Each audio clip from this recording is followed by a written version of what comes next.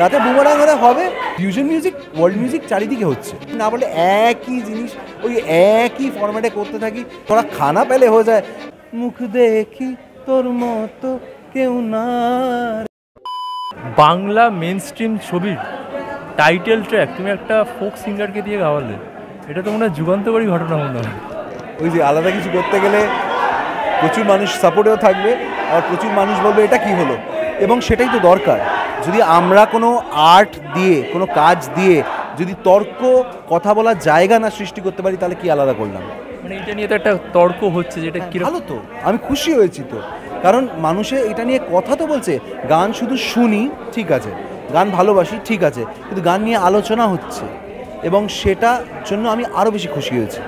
তুমি ফোকটা ভাবলে কেন, মানে ফোক সিঙ্গার? আমার কারণ মনে হয়েছিল যে খুব খুব সিম্পল লজিক, যে এই ছবিটা যেখানে এখানে সায়েন্স ফিকশন কমেডি বলা হচ্ছে, এবং সেখানে আমাদের জীবনটাও এত যান্ত্রিক হয়ে গেছে, আজকে সব কিছু খুব সুবিধা হয়ে গেছে, মোবাইল দিয়ে আমরা সব করে খুব খুব আমরা প্রচণ্ড টেকনোলজির মধ্যে ঢুকে গেছি।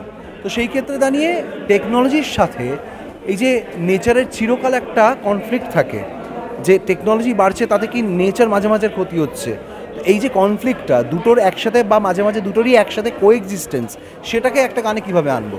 তাই folk electro, folk representing nature এবং ইলেকট্রো রিপ্রেজেন্টিং মডার্নাইজেশন, তাই এটা প্রথমেই মাথায় ছিল যে করলে এরকম কিছু একটা করবো, তাই আশা করি করতে পেরেছি। আমি জানি কোথাও অ্যাহেড অফ টাইম হয়ে গেল না তো, মানে বা বুমেরাং হয়ে যাচ্ছে না, হলে হোক, আহেড অফ টাইম হতে কোনো অসুবিধে নেই। আমি একটা গান করলাম যেটা মানুষ ভুলেই গেল, তাতে অসুবিধা নেই। If it's ahead of its time, it will come at a time, আবার ফিরে আসবে, এবং তাতে যদি এই মুহূর্তে মানুষ নাও বোঝে, পরে যদি বোঝে, তাহলে আমার চলবে। আমরা এরকম অনেক ছবি পরে গিয়ে দেখে বলি কি ছবিটা আহেড অফ ইটস টাইম ছিল, সেটা আবার দেখি তো রেলিভেন্ট তো লাগে। এবং একজন শিল্পী হয়ে যদি কোনো কাজই আহেড অফ ইটস টাইম না করলাম, তাহলে কী করলাম? বাট এটা তো একটা ওই বুমেরাং হয়ে যাওয়ারও তো একটা চান্স থাকে, বাজারে তো একটা ওই ফ্লপ এই তারা হবে। মানে এরকম আমরা আজকে তুমি যে এই যে মাইকটা নিয়ে কথা বলছো, বা আমরা এই যে ঘড়িটা পড়ে আছে, এইটা তৈরি করতে গিয়ে এর প্রসেসে কবার বুমেরাং হয়েছে বলো তো শিল্পীর বা যিনি সায়েন্টিস্ট রয়েছেন? মাইক প্রথমে একবারে তৈরি তো হয়নি, অনেক বুমেরাং হতে হতে হতে হতে এই একটা মাইক তৈরি হয়েছে। সেই মাইকটা এই আকারে, ছোট্ট আকারে তোমার হাতে আছে। এখন টেকনোলজি এতটাই মাইনিউট স্কেলে আমরা চলে এসেছি, ইটস ওকে। আমরা ট্রাই করব, অনেস্ট এফার্টস থাকছে, অনেস্টি দিয়ে কাজ করছি, তাতে বুমেরাং হলে হবে। But I don't think boomerang হবে যেখানে অনেস্টি আছে, যেখানে কোনো ম্যাটার আছে। হ্যাঁ, সবাই যদি বলছে খারাপ হয়েছে, তাহলে একদম বুমেরাং হয়ে গেল, সেটা ওরকম লাগছে একটা ব্যাপারটা। টাইটেলটাকে এরকম আমরা খুব একটা দেখিনি, মানে শুনিনি, যাকে বলে দেখিনি বলাটা ভুল, শুনিনি দাদা। তো ভালো তো, আমি শুনিয়েছি, আমি সুযোগ পেয়েছি, প্রডিউসাররা সেটাতে বিলিভ করেছেন, মানে captain of the ship director believe করেছেন, সবাই বিলিভ করে, এবং প্রচুর মানুষের কিন্তু বুমেরাং টাইটেল ট্র্যাক অদ্বিতীয়ার থেকেও বেশি ভালো লেগেছে। কারণ আমাকে বম্বে থেকে ওখানকার অডিও ইনস্টিটিউটের ছেলেপুলে প্লাস প্রচুর সিনিয়র মিউজিশিয়ানস অনেকে আমাকে মেসেজ করে বলেছে যে এইটা কিন্তু নেক্সট লেভেল হয়েছে।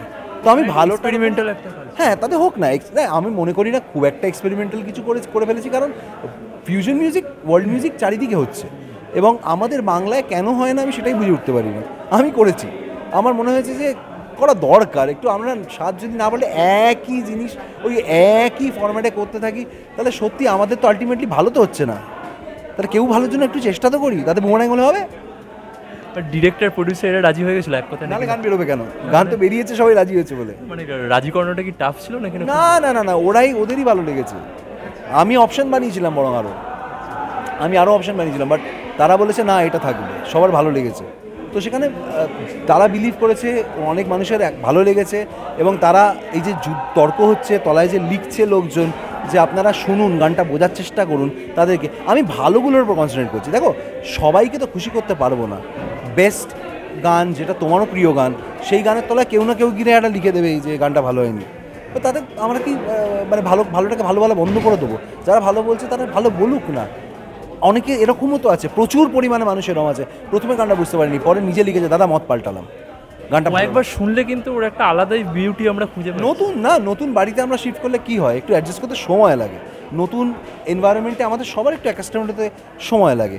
তো নতুন এনভায়রনমেন্ট এনেছি, হয়ে যাবে। ভালো লাগবে, বিশ্বাস করো আমাদের সবার ভালো হবে। আর তোমার গানে দেখছিলাম যে সবাই নাচছিল, নাচের স্টেপ করছিল, এটাও তো একজন মিউজিক ডিরেক্টর হিসেবে খুব ভালো লাগে, যে একজন সৃষ্টিকর্তা যে তোমার তৈরি কাজে যদি মানুষের এক আনন্দের উপকরণ হয়ে ওঠে, এর থেকে বড় পাওনা আর কী হতে পারে? মানুষের আনন্দে, দুঃখে, ভালোবাসায়, ভালো মুহূর্তে, খারাপ মুহূর্তে যদি আমার সৃষ্টি থাকতে পারে, আমার মনে হয় এর থেকে বড় ঈশ্বরের কাজ আমি করছি না, এর থেকে বড় ঈশ্বরের কাজ আমি করছি না। এটাই আমার এটাই আমার প্রাপ্তি, এটাই আমার ভালো লাগা। আর দাদা তুমি নিজে সুর করো এবং নিজে গানটা লেখো, মানে গীতিকার হিসেবেও একই ইয়ে করো, তো এটা কি কোথাও বাড়তি সুবিধা হয় নাকি না তুমি কমফোর্ট? ইনফ্যাক্ট আমার অসুবিধেই হয়, মানে সুবিধেও হয়, যেন অসুবিধাটা এটা হচ্ছে যে নিজেকে লিখলে যেটা হয় সেটা হচ্ছে যে একসাথে অনেক কটা গান নিয়ে কাজ করা যায় না, প্রচুর সুর পড়ে আছে, সেটার লিরিক্স লেখা, এই সব মিলিয়ে না একটা সময় সাপেক্ষ ব্যাপার। তো আমি অন্য যারা লেখে তাদের সঙ্গে আমি কোলাবোরেট করার কাজ অলরেডি শুরু হয়ে গেছে, অলরেডি করা, কিন্তু অনেক সময় কী হয়, কারুরটা বসছে না, ঠিক লাগছে না, আলটিমেটলি প্রোডাকশন হাউস বলছে না তুই যেটা রাফ লিখেছিলিস ওটা বেটার, ওটাই রেখে দে। সেভাবেই এসে এই নয় যে আমি কাজ করতে চাই না বা কাজ করি না। Honestly I want to work with lyricist, I want to work collaborate with other people, এবং আশা করি আগামী দিনে খুব শিগগিরই সেরকম কাজও আসছে। লাস্ট প্রশ্ন, সুপারম্যান জিদ্দার সাথে কাজ করার কেমন অভিজ্ঞতা ছিল? মানে superstar Jeet is superstar Jeet, এবং সুপারম্যান জিতই বলা যেতে পারে।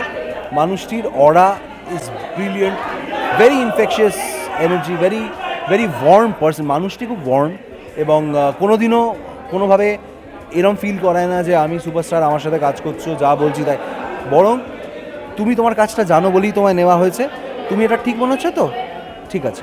তো এই যে স্পেসটা দেওয়া, এই যে মিউচুয়াল রেসপেক্টটা দেওয়া, সেটা জিদ্দার মধ্যে প্রচণ্ড পরিমাণে রয়েছে। তাই আই এম থ্যাঙ্কফুল যে সে ভরসা করেছে। সোনু নিগমের সাথে তো কেমন লাগলো?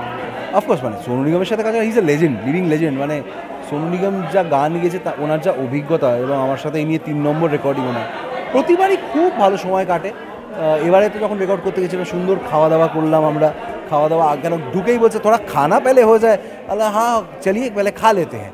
তো সোনু নিগমের সাথে ওই প্রথম বসে খাওয়া, আমরা তার আগে খেয়ে নিয়েছিলাম, তবু একটু টুকটাক একটু খেয়ে দিয়ে নিয়ে রেডি হলেন, কমফর্টেবল হলেন, সুন্দর গিয়ে ঝপাঝপ গিয়ে ফেললেন, হোমওয়ার্কটা করে আসেন। এবং আজও কয়েকজনই সিঙ্গার আছে ইন্ডাস্ট্রিতে, তার মধ্যে একজন সোনু নিগম, প্রপার লিখে মিউজিক ডিরেক্টর কী বলছে তার ভিশনটা বুঝে, উচ্চারণগুলোকে, বাংলাগুলোকে ভালো করে নিজের মতন করে যেটাই বুঝতে পারবেন যে ভাষায়, সেটা লিখে নেবেন, তারপরে যা অসুবিধা হবে বললে ইমিডিয়েটলি সেটা করে দেওয়া। He is a very professional man, এবং brilliant is an understatement for Sonu Nigam.